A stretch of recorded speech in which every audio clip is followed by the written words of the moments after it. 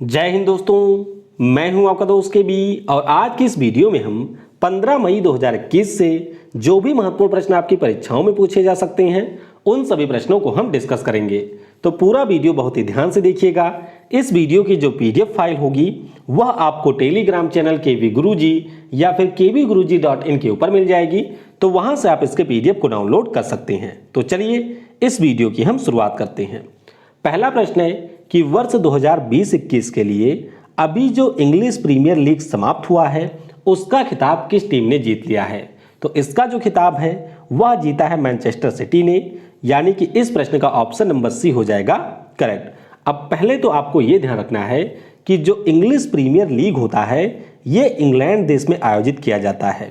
कुल मिलाकर के 20 टीमें इसमें पार्टिसिपेट करती हैं और अभी जो फाइनल मुकाबला हुआ ये मैनचेस्टर सिटी और लीसेस्टर के बीच में खेला गया और इस मुकाबले में मैनचेस्टर सिटी ने लीसेस्टर को यहां पर 2-1 से हरा दिया, यानी कि मैनचेस्टर सिटी यहां पर विजेता रही है।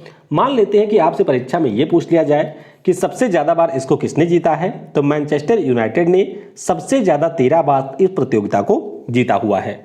वीडियो में हम लोग आगे बढ़ें उससे पहले मैं आपको बता दूं, अगर आप लोगों ने अभी तक मुझे अनअकैडमी प्लेटफॉर्म के ऊपर फॉलो नहीं किया है तो नीचे आपको मेरी प्रोफाइल की लिंक मिल जाएगी, इसके ऊपर क्लिक करके आप मुझे यहां पर फॉलो कर सकते हैं।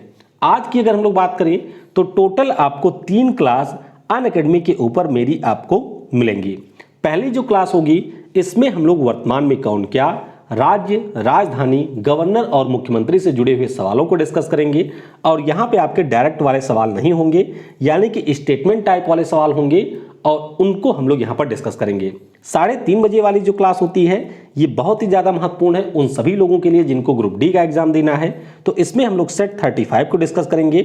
और रात में जो 10 बजे वाली क्लास होगी इसमें आपके ग्रुप डी एग्जाम में जो फिजिक्स के क्वेश्चन पूछे गए हैं उन सभी प्रश्नों को हम लोग डिस्कस करेंगे। तो सारे क्लास की लिंक आपको पिन कमेंट में मिल जाएगी, तो जिस क्लास में भी आप लोग आना चाहें उस क्लास में आप लोग आ सकते हैं। अनअकैडमी ऐप इंस्टॉल करने के बाद में आपको रेलवे गोल अपना चूज करना है और यूज करना है कोड KV10। इसके अलावा अगर आप लोग अनअकैडमी का कोई भी प्लस सब्सक्रिप्शन परचेज करना चाहते हैं तो सिंपली यूज करिएगा कोड KV10, इससे आपको 10% का डिस्काउंट मिल जाएगा। और सबसे महत्वपूर्ण बात कि इस संडे भी अनअकैडमी के द्वारा कॉम्बैट का आयोजन किया जा रहा है जो कि आपके SSC, बैंक और UPSC जैसे एग्जाम के लिए होगा। तो SSC का जो कॉम्बैट है वो आपका होगा दिन में 12 बजे संडे को। इसमें अगर आप लोग पार्टिसिपेट करते हैं, टॉप रैंक आपको आती है, तो अनअकैडमी की तरफ से आपको यहां पर विभिन्न प्रकार के स्कॉलरशिप दिया जाएगा।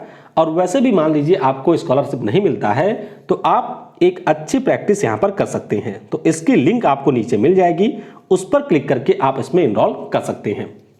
अगला प्रश्न है कि मई 2021 में किस कंपनी ने all electric motorcycle brand live wire को लॉन्च किया है। तो ये जो ब्रांड है इसे लॉन्च किया है हार्ले डेविडसन ने, यानी कि इस प्रश्न का ऑप्शन नंबर ए हो जाएगा करेक्ट।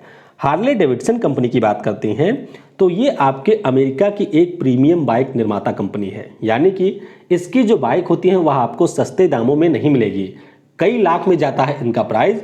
तो अभी इन्होंने अपनी एक इलेक्ट्रिक बाइक लॉन्च की है जिसका नाम है लाइव वायर। स्थापना इस कंपनी की 1903 में हुई थी। मुख्यालय आपको मिलेगा विस्कॉन्सिन में। और अगर हम लोग इसके चेयरमैन और CEO की बात करते हैं तो जोचेन जीड इसके इस समय CEO हैं।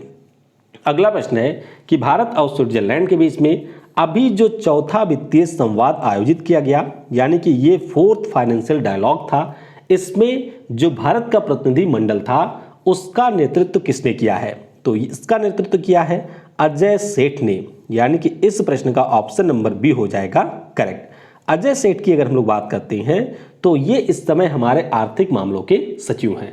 तो भारत की तरफ से जो प्रतिनिधि मंडल इसमें शामिल हुआ था उसकी अध्यक्षता अजय सेठ के द्वारा की गई थी। अब आपको यहाँ पर स्विट्जरलैंड देश के बारे में याद रखना है, तो ये हमारे यूरोप का एक देश है जो कि फ्रांस, इसके अलावा जर्मनी, यहाँ पर है ऑस्ट्रिया और नीचे आपको मिलेगा इटली। तो इन 4 देशों के साथ में अपनी सीमा को साझा करता है। राजधानी इसकी आपको बर्न में मिलेगी। मुद्रा यहाँ की स्विस फ्रैंक है और वर्तमान में यहाँ के राष्ट्रपति हैं गाई परमेलिन। अगला प्रश्न है कि अल अक्सा मस्जिद जो कि समाचारों में है वह आपकी कहां पर स्थित है। तो याद रखेंगे आप लोग, ये जो मस्जिद है वह आपको इजराइल की कैपिटल जेरूशलेम में देखने को मिलेगी। यानी कि इस प्रश्न का ऑप्शन नंबर ए हो जाएगा करेक्ट। और आप सभी को यह पता होगा कि इस समय इजराइल और फिलिस्तीन के बीच में बिल्कुल युद्ध जैसा माहौल है, तो ये भी आपको याद रखना है। वैसे अगर हम लोग यहाँ पर इजराइल की बात करते हैं तो कुछ महत्वपूर्ण प्लेस हैं जिनके बारे में आपको थोड़ा सा याद रखना है। जैसे ये देखिए, यहाँ पर आपको मिलेगा इजराइल, जो कि जॉर्डन के साथ में, लेबनान के साथ में, सीरिया के साथ में और यहाँ पर मिस्र के साथ में अपनी सीमा साझा करता है। गाजा स्ट्रिप की अगर हम लोग बात करते हैं तो ये आप रेड वाला एरिया देख सकते हैं, ये भी फिलिस्तीन के अंदर आता है। इसी प्रकार से ये जो आप पूरा रीजन देख रहे होंगे, इसे हम लोग वेस्ट बैंक के नाम से जानते हैं, ये भी आपके फिलिस्तीन के अंतर्गत आता है। और ये जो आपका रीजन है गोलन हाइट, यहाँ पर देखिए ये आपका है गोलन हाइट, इसके ऊपर कुछ सालों पहले इजराइल के द्वारा हमला करके कब्जा कर लिया गया था। तो यहाँ पर जो मामला होता है दरअसल वह शुरू होता है जब जेरूशलेम में जो अल अक्सा मस्जिद है, यहाँ पर इजराइल की जो पुलिस है और जो फिलिस्तीन के प्रदर्शनकारी होते हैं उनके बीच में एक छोटी सी झड़प हो जाती है।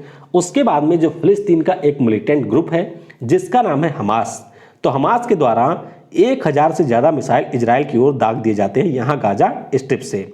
उसके बाद में जो यहाँ पर आयरन डोम है किसका, इजराइल का, वह इन सभी मिसाइलों को गिरा देता है और अब इजराइल यहाँ पर मिसाइल दागना शुरू कर देता है। तो कई सारे जो सिविलियन हैं वह भी आपके गाजा स्ट्रिप में मारे गए हैं। हमारे भारतीय मूल की एक महिला थी, वो भी इजराइल में मारी गई है। तो अभी दोनों देश यहाँ पर पीछे हटने को बिल्कुल तैयार नहीं है। तो आगे देखते हैं कि यहाँ पर क्या होता है। इजराइल की वैसे अगर हम लोग बात करें तो राजधानी जेरूशलेम में है, मुद्रा यहाँ की है शकेल, पीएम यहाँ के हैं बेंजामिन नेतन्याहू। अगला प्रश्न है कि मई 2021 में संयुक्त राष्ट्र मानवीय मामलों के समन्वय कार्यालय के नए प्रमुख अभी कौन बन गए हैं? तो इसके नए प्रमुख बने हैं, इनका नाम है मार्टिन ग्रिफिथ्स। क्या नाम है? मार्टिन ग्रिफिथ्स इनका नाम है। तो इस प्रश्न का ऑप्शन नंबर बी हो जाएगा करेक्ट। और इन्होंने स्थान किसका लिया है? तो मार्क लोकाक का इन्होंने स्थान लिया है। तो बस इनका नाम आप थोड़ा सा याद रखिएगा, 5 सालों के लिए इनकी नियुक्ति हुई है। बात करते हैं United Nations office for the coordination of humanitarian affairs. तो इसकी स्थापना 1991 में होती है। मुख्यालय आपको इसके 2 स्थानों पर मिलेंगे, एक तो अमेरिका का शहर है न्यूयॉर्क, दूसरा है टर्की का शहर इस्तांबुल। तो इन दोनों स्थानों पर इसका मुख्यालय आपको मिलेगा। अगला प्रश्न है कि मई 2021 में सेंट्रल अफ्रीकन रिपब्लिक में भारत के नए राजदूत कौन बने हैं? तो इनका नाम है रामकरण वर्मा। क्या नाम है? रामकरण वर्मा इनका नाम है। तो इस प्रश्न का ऑप्शन नंबर बी हो जाएगा करेक्ट। अच्छा, रुचिरा कंबोज कहाँ की हैं? तो ये भूटान में हमारे एम्बेसडर हैं। गोपाल बागले की बात करते हैं तो ये श्रीलंका में हैं। और तरनजीत सिंह संधू की बात करते हैं तो अमेरिका में ये वर्तमान में हमारे राजदूत हैं। आगे बात करते हैं अगर हम लोग सेंट्रल अफ्रीकन रिपब्लिक की, तो ये अफ्रीका महाद्वीप का एक लैंड लॉक कंट्री है। ये आप देख सकते हैं, यहाँ पर आपको मिलेगा देखने को चार्ट के साथ में, सूडान के साथ में, साउथ सूडान, उसके बाद में democratic republic of Congo, Cameroon के साथ में ये अपनी सीमा को साझा करता है। इसके अलावा रिपब्लिक ऑफ कांगो के साथ में भी ये सीमा साझा करता है। राजधानी आपको बेंगुई में मिल जाएगी और यहाँ की मुद्रा जो है उसका नाम है फ्रैंक। तो अभी यहाँ पर रामकरण वर्मा भारत के नए राजदूत बने हैं। अगला प्रश्न है कि मई 2021 में किस राज्य की सरकार ने वरिष्ठ नागरिकों के लिए वाहन हेल्पलाइन कोवी वैन सेवा को शुरू किया है? यह प्रश्न बिल्कुल इंपॉर्टेंट नहीं है, बस ध्यान रखिएगा कि दिल्ली ने इसको शुरू किया है। तो ऑप्शन आपका बी हो जाएगा करेक्ट। अगला प्रश्न है कि मई 2021 में पाम गोसल किस देश की संसद में पहली सिख सदस्य के रूप में चुनी गई हैं? तो ये आपके लिए महत्वपूर्ण है, ध्यान रखिएगा। जो स्कॉटलैंड की संसद है वहां पर पहली सिख सदस्य के रूप में यहां पर पाम गोसाल चुनी गई हैं, जो कि हमारे सिख कम्युनिटी की एक महिला है। वैसे अगर हम लोग पाम गोसल की बात करते हैं तो ये यहाँ पर एक बिजनेस वुमेन है, 53 ईयर की इनकी एज है और कंजर्वेटिव पार्टी से अभी ये विजेता रही हैं। स्कॉटलैंड देश की बात करते हैं तो राजधानी आपको एडिनबर्ग में मिलेगा। मुद्रा यहाँ की वही पाउंड स्टर्लिंग है। और स्कॉटलैंड की बात हुई है तो याद रखिएगा यहाँ का एक शहर है जिसका नाम है ग्लासगो। और इस साल जो आपका COP26 आयोजित किया जाना है UNCCC का, उसका आयोजन भी ग्लासगो में ही किया जाएगा। अगला प्रश्न है मई 2021 में मधेपुरा इलेक्ट्रिक लोकोमोटिव ने कितनी क्षमता के संवे रेल इंजन का निर्माण किया है? तो पिछले साल आपको याद होगा कि जो मधेपुरा रेल कोच फैक्ट्री है इसके द्वारा 1200 हॉर्स पावर का पहला इंजन तैयार किया गया था, जिसका नाम रखा गया था वैगवारा। तो अभी इन्होंने 100वें रेल इंजन का निर्माण कर दिया है। तो इस प्रश्न का ऑप्शन नंबर ए यानी कि 1200 हॉर्स पावर हो जाएगा करेक्ट। याद आपको यहां पर क्या रखना है कि ये जो 100वां रेल इंजन बना है इसका नाम है वैगवारा बी। अच्छा, जो पहला बना था उसका नाम क्या था? तो उसका नाम था वैगवारा। और आपको याद रखना है कि ये जो आपकी लोकोमोटिव फैक्ट्री है बिहार के मधेपुरा में ये देखने को मिलेगी। अब रेल कोच फैक्ट्री की बात हुई है तो थोड़ा सा ये जान लेते हैं कि हमारे यहाँ पर जो इंजन है उनका निर्माण कहाँ पर होता है। देखिए, एक तो आपका है चितरंजन लोकोमोटिव वर्क्स, ये आपके विद्युत का इंजन बनाती है, पश्चिम बंगाल में आपको मिलेगा। फिर हमारा डीजल लोकोमोटिव वर्क्स है जो कि आपको उत्तर प्रदेश के वाराणसी में मिलेगा। उसके बाद में डीजल लोकोमोटिव फैक्ट्री एक आपकी है जो कि मारहुवर बिहार में मिलेगी। तो मालगाड़ियों का जो इंजन है उसका निर्माण यहाँ पर किया जाता है। इलेक्ट्रिक लोकोमोटिव फैक्ट्री जो अभी हम लोगों ने बात की बिहार के मधेपुरा में है। और इसके बारे में आप ध्यान रखिएगा कि इसमें जो लोग काम करते हैं वह जो फैक्ट्री बनी है वह आपके भारतीय रेलवे और फ्रांस के एल्स्टॉम के द्वारा बनाई गई है। किसके द्वारा? भारतीय रेलवे ने फ्रांस की एक कंपनी है जिसका नाम है एल्स्टॉम, तो इन दोनों के द्वारा मिलकर के बनाया गया है, यानी कि इन दोनों का यह ज्वाइंट वेंचर है। और एक हमारी है डीजल लोको मॉडर्नाइजेशन वर्क जिसका जो कि आपको मिलेगी पटियाला में। थोड़ा सा फंबल हो रहा है तो थोड़ा सा एडजस्ट करिएगा आप लोग। अगला प्रश्न है कि मई 2021 में वेणुगोपाल चंद्रशेखर जिनका निधन हुआ है किस खेल से संबंधित थे? तो ये हमारे देश के 3 बार राष्ट्रीय टेबल टेनिस के चैंपियन खिलाड़ी थे और अभी इनका कोविड-19 के कारण निधन हुआ है। तो ऑप्शन नंबर बी हो जाएगा यहाँ पर करेक्ट। तो देख सकते हैं ये हैं वेणुगोपाल चंद्रशेखर जिनका अभी निधन हुआ है। 1982 में इनको अर्जुन पुरस्कार मिला था। अगला प्रश्न है कि मई 2021 में ग्लोबल कोविड-19 वैक्सीन एक्सेस को ज्वाइन करने वाला हमारे देश का पहला राज्य कौन बना है? तो पहले राज्य का नाम है पंजाब, यानी कि इस प्रश्न का ऑप्शन नंबर ए हो जाएगा करेक्ट। आप सभी को यह पता होगा कि हमारे यहाँ पर जब वैक्सीन बनकर के तैयार हो गई थी तो उस दौरान सबसे पहले जो हमारे वरिष्ठ नागरिक थे उनको लगाया गया था। उसके बाद में ये किया गया कि 45 से ऊपर के लोग लगवा सकते हैं। अब ये प्रावधान किया गया है कि 48 से 45 के बीच के लोग लगवा सकते हैं। लेकिन मामला यहाँ पर क्या फंस गया है? मामला ये फंसा है कि देश में वैक्सीन है ही नहीं, तो इसीलिए अभी पंजाब ने अन्य देशों की जो वैक्सीन है उसको परचेज करने के लिए यहाँ पर ग्लोबल कोवैक्स पहल को ज्वाइन करने के बारे में घोषणा कर दी है। अब ये पहल है क्या? तो अगर आपको याद हो तो पिछले साल अक्टूबर में हम लोगों ने डिस्कस किया था कि गावी यानी कि global alliance for vaccination and immunisation WHO और यूनिसेफ के द्वारा इस पहल की शुरुआत की गई थी। इस पहल का मुख्य रूप से उद्देश्य क्या था? उद्देश्य ये रखा गया था कि जो भी दुनिया भर में वैक्सीन के प्रोडक्शन हो रहा है कोविड-19 के लिए उसको यहाँ पर बढ़ावा दिया जाए और दुनिया के सभी देशों तक इस वैक्सीन की पहुंच सुनिश्चित की जाए। इसी के पर्पज से ग्लोबल कोवैक्स पहल की यहाँ पर शुरुआत की गई थी। तो अब यहाँ पर पंजाब ने दूसरे देशों से वैक्सीन को खरीदने के लिए इस पहल को ज्वाइन करने की घोषणा कर दी है। वैसे आपको ये पॉइंट भी ध्यान रखना है कि WHO ने ये टारगेट रखा है कि 2021 तक हम लोग कोविड-19 वैक्सीन के 200 करोड़ डोज को तैयार करेंगे, यानी कि 2 बिलियन डोज को तैयार करने का यहां पर टारगेट WHO के द्वारा रखा गया है। तो पंजाब ग्लोबल कोवैक्स पहल को ज्वाइन करने वाला हमारे देश का पहला राज्य बन गया है। आखिरी प्रश्न है कि मई 2021 में किस देश की अध्यक्षता में ब्रिक्स देशों के पहले रोजगार वर्किंग ग्रुप मीटिंग का आयोजन किया गया? अब ये आपके लिए वैसे महत्वपूर्ण नहीं है। ध्यान आपको ये रखना है कि जो इस साल हमारा ब्रिक्स होगा उसका सम्मेलन हमारे देश भारत में आयोजित किया जाएगा, क्योंकि ब्रिक्स समूह के देशों का इस वर्ष हमारा देश है अध्यक्ष। तो ऑप्शन नंबर यहाँ पर सी हो जाएगा करेक्ट। वैसे अगर हम लोग इस सम्मेलन की बात करते हैं तो हमारे देश के जो श्रम सचिव हैं अपूर्व चंद्र, इनकी अध्यक्षता में 11 और 12 मई को इसका आयोजन किया गया था।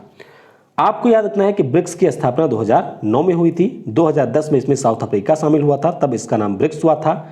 थीम इसकी सबसे ज्यादा महत्वपूर्ण है, यानी कि 2021 में जो आपके ब्रिक्स का सम्मेलन होने वाला है उसका विषय क्या है? तो इसका विषय है BRICS cooperation for continuity consolidation and consensus. ये इस बार का विषय है।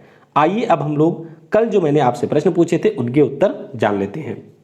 पहला प्रश्न मैंने पूछा था कि 2020 का जो सरस्वती सम्मान है ये किसको दिया गया है, तो ये मिला है शरण कुमार लिम्बाले को, जो कि हमारे मराठी भाषा के एक राइटर हैं। इनके द्वारा लिखी गई पुस्तक है सनातन, उसके लिए इन्हें यह पुरस्कार मिला है। दूसरा प्रश्न पूछा था कि व्यास सम्मान किसको मिला है, तो ये मिला है शरद पगाड़े को। इनके द्वारा एक पुस्तक लिखी गई जिसका नाम है पाटलिपुत्र की सामग्री, तो इसके लिए इनको ये पुरस्कार मिला है। फिर अगला प्रश्न था कि बिहारी पुरस्कार किसको मिला हुआ है, तो ये पुरस्कार मिला हुआ है मोहन कृष्ण बोहरा को। किसे? मोहन कृष्ण बोहरा को यह पुरस्कार मिला है। और इनके द्वारा जो लिखी गई पुस्तक है उसका नाम था यहां पर, सॉरी नाम इसका मैं भूल रहा हूं, ये जो पुस्तक इन्होंने लिखी थी उसका नाम था यहां पर, हाँ तस्लीमा इसका नाम था, तो इस पुस्तक का नाम था तस्लीमा। अगला प्रश्न था कि हिंदी भाषा में साहित्य अकादमी पुरस्कार किसको मिला है, तो ये मिला है अनामिका को। और इनके द्वारा जो लिखी गई पुस्तक थी उस पुस्तक का यहाँ पर नाम है टोकरी में दिगंत। क्या नाम है? टोकरी में दिगंत इनका नाम है, और ये एक आपकी पोएट्री है। उसके बाद में अंग्रेजी भाषा के लिए मिला है अरुंधति सुब्रमण्यम को। इनके द्वारा भी एक पोएट्री लिखी गई है जिसका नाम है when God is a traveller. तो सारे विजेताओं के नाम और जिन पुस्तक के लिए इनको पुरस्कार मिला है उन पुस्तकों के बारे में आपको अच्छे से याद रखना है। आज के वीडियो से आपके लिए प्रश्न है कि समावेशी इंटरनेट सूचकांक में हमारे देश का स्थान क्या रहा है। भ्रष्टाचार धारणा सूचकांक यानी कि करप्शन परसेप्शन इंडेक्स में हमारे देश का स्थान क्या रहा 2021 में। लोकतंत्र सूचकांक में हमारे देश का स्थान क्या रहा है। विश्व खुशहाली सूचकांक जो कि इस साल जारी किया गया उसमें हमारे देश का स्थान क्या है। और हेनले पासपोर्ट इंडेक्स जो कि इस साल जारी किया गया है उसमें भारत का स्थान क्या रहा है। अगर आपको सारे उत्तर नहीं पता है तो जितने उत्तर पता हैं उनको आप लोग यहाँ पर लिख सकते हैं। बाकी अनअकैडमी के ऊपर आज जो हमारी क्लासेज होंगी उन सभी क्लासेज को आप लोग ज्वाइन कर सकते हैं। सारे क्लासेज की लिंक आपको पिन कमेंट में मिल जाएगी। तो वीडियो को समय देने के लिए आप सभी को बहुत बहुत धन्यवाद। जय हिंद, जय भारत, और सबसे जरूरी, पढ़ेगा भारत तो बढ़ेगा भारत।